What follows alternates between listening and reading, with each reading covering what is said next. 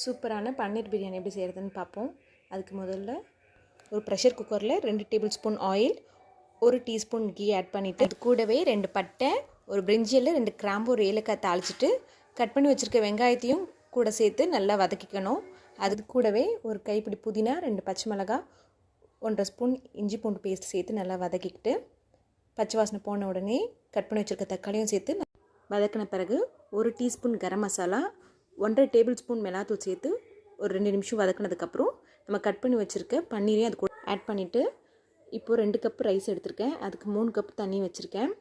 இப்போ தண்ணி ஊற்றினதுக்கப்புறம் தேவையான அளவு உப்பு போட்டுக்கிறேன். தண்ணி கொதிக்க ஆரம்பித்த உடனே கழுவி வச்சுருக்க பாஸ்மதி அரிசியும் இது கூட சேர்த்து நல்லா மிக்ஸ் பண்ணிவிட்டு, ஒரு 2 மினிட்ஸ் கழித்து ப்ரெஷர் குக்கரை நல்லா க்ளோஸ் பண்ணிவிட்டு, ஒரு விசில் வந்த உடனே 10 மினிட்ஸ் லோ ஃப்ளேமில் வச்சு ஆஃப் பண்ணிவிட்டு ப்ரெஷர் ஃபுல்லாக அவுட் ஆனதுக்கப்புறம் ஓப்பன் பண்ணால் சூப்பரான பன்னீர் பிரியாணி ரெடி.